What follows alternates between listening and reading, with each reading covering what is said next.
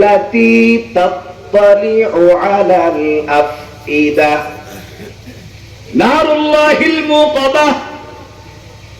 এই জাহান্নামের আগুন এত পরিমাণে তাপওয়ালা, উত্তপ্ত, এত পরিমাণের ভিতরে তেজ।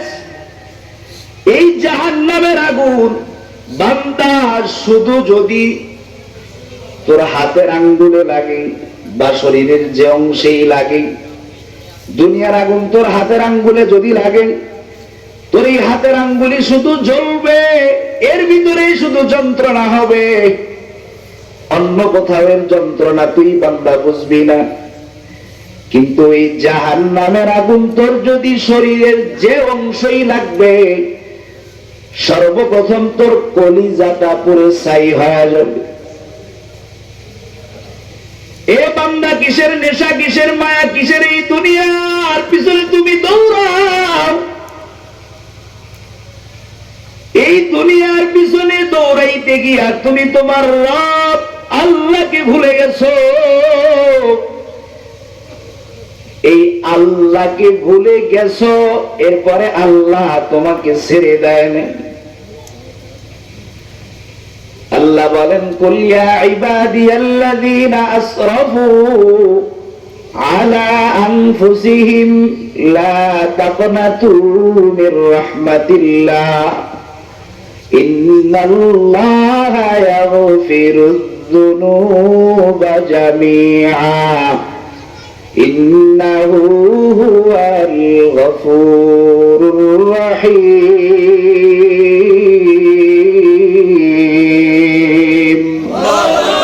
একটু আওয়াজ দিয়ে বলেন আল্লাহু আকবার। আল্লাহ বলেন, কুল ইয়া ইবাদিয়াল্লাযীনা আসরাফু আলা আনফুসিহিম, ও নবী আপনি জানায় দেন, নফসের ধোঁকায় পড়ে যারা গুনাহ করে ফেলেছে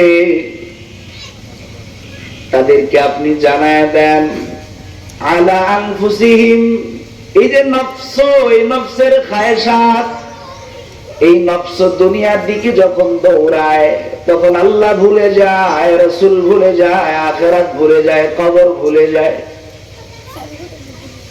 তখন বান্দা কোনটা হালাল, কোনটা হারাম, কোনটা ভালো কাজ, কোনটা খারাপ, কোনটা গুনাহ, কোনটা সওয়াবের কাজ বান্দা ভুলে যায়। শয়তান বান্দাকে ভুলায়া দেয়। এই আমার বান্দা যারা এইভাবে ভুলে গেছে, আমি রব থেকে বিচ্ছিন্ন হয়ে গেছে, এই বান্দাদেরকে আপনি জানায়া দেন, লা তাকনাতু মির রাহমাতিল্লাহ, তারা যেন আমি আল্লাহর রহমত থেকে দূরে সরে না যায়, আমি আল্লাহর রহমত থেকে যেন ভেগে না যায়, নিরাশ যেন না হয়। কারণ কি? লা তাকনাতু মির রাহমাতিল্লাহ, আমি আল্লাহর রহমত এত বিশাল, আমি আল্লাহর রহমতের কাছে বান্দার গুনাহ কিছুই না। ইন্নাল্লাহা ইয়াগফিরুয যুনুবা জামিআ, নিশ্চয় আল্লাহ বান্দার গুনাহগুলিকে মাফ করে দিবেন। ইন্নাহু হুয়াল গফুরুর রহিম, আল্লাহর চাইতে অধিক ক্ষমাশীল আর কেউ নাই। এ মুসলমান বাবাজি, আর অল্প কিছুক্ষণ কথা বলবো, একটু দিল দিয়া, দিলের কান লাগাইয়া, দিলের পরিবর্তনের জন্য বহু কথা শুনেছেন কিন্তু আমল করেন নাই। এখন আমি যে কয়েক মিনিট কথা বলে আপনাদের কাছ থেকে বিদায় নিয়ে চলে যাব, শুধুমাত্র দিলের পরিবর্তনের জন্য, নিজেকে পরিবর্তন করার জন্য কথাগুলা বলতেছি, একটু দিলের কান লাগাইয়া শুনবেন। নবীজির সাহাবী হযরতে ওমর গরম দিলের বান্দা, নবীজির সাহাবী ওমর ফারুক রাদিয়াল্লাহু তাআলা একদিন রাস্তা দিয়ে হাঁটতেছেন। ওমর ফারুক রাদিয়াল্লাহু তাআলা আনহু রাস্তা দিয়ে হাঁটতেছেন। হঠাৎ করে ওমরের চোখে পড়ে গেল রাস্তার কিনারে একটা যুবক বান্দা হাউ মাউ করে পাগলের মতো কান্না করে। ওমর তো গরম দিলের বান্দা, এরপরেও যুবকের এই কান্না দেখিয়া ওমর আর সামনে কদম বাড়াইতে পারলেন না। ওমর হাঁটি হাঁটি বাবা করেন যুবকের কিনারে গিয়া বললেন, যুবক,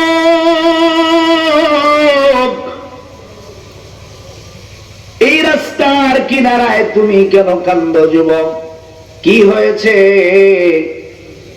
কি জন্য তুমি রাস্তার কিনারায় এইভাবে করে অযথায় কান্না করো?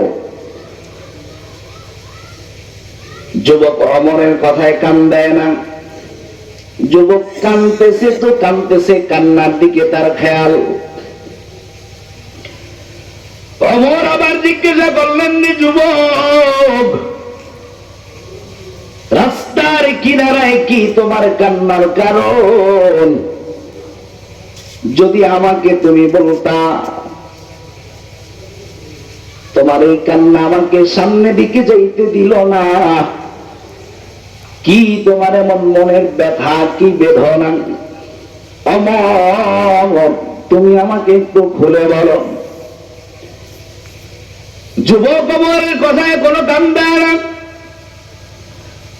যুবক আরো জোরে জোরে অঝরায় যখন কান্না শুরু করেছে, ওমর আবার যখন একটু গরম মেজাজ লইয়া একটু জোরে আওয়াজ দিয়া দমক সহকারে বললেন, যুবক, আমি তোমাকে বলতেছি, তুমি কেন কান্না করতেছো? কি তোমার কান্নার কারণ? আমি ওমরকে যদি একটু খুলে বলতাম, আমি ওমর তোমার কান্নার কথা একটু শুনতে চাই। এইবার যুবক ওমরের দিকে ঘুরিয়া যুবক বলতেছেন, ভাই ওমর, আমি তোমাকে কিছু বলবো না, আমার কান্নার কারণ আমি তোমার কাছে বলবো না। তুমি আমার যদি এতটুকু উপকার করতে চাও, আমাকে একটু নবীজির দরবারে নিয়ে চলো। আমি নবীজির কাছে আমার এই কান্নার কারণ বলতে চাই। ওমর বললেন, ঠিক আছে, ও যুবক, তুমি চলো। যুবক এবার ওমরের সাথে নবীজির দরবারে যখন যাইতেছি, নবীজির দরবারে যাওয়ার সময় ওমর যুবকের দিকে লক্ষ্য করতেছে।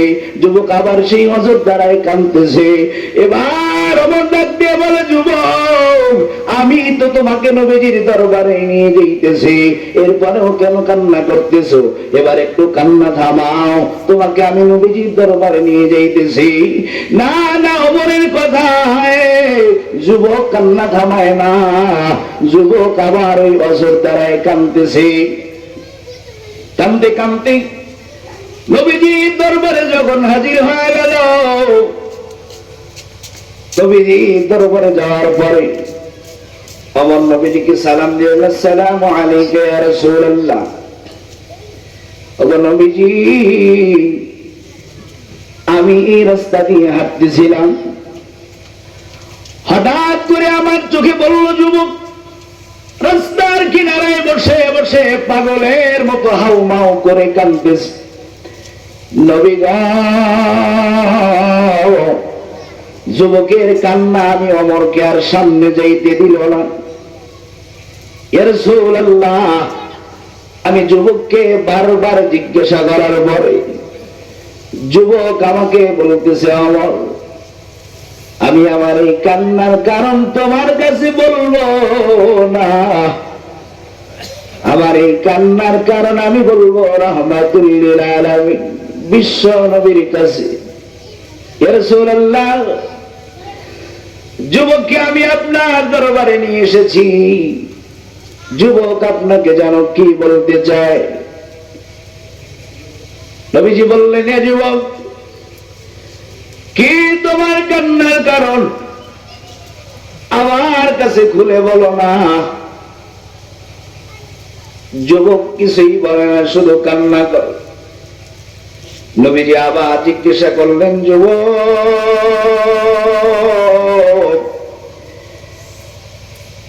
কি তোমার কান্নার কারণ আমার কাছে বলো। যুবক চিৎকার মেরে বলতেছে, ইয়া রাসূলুল্লাহ, ইয়া হাবিবাল্লাহ, ওগো নবীজি, আমি এই মদিনার মধ্যে খুবই গরিব সাহাবী,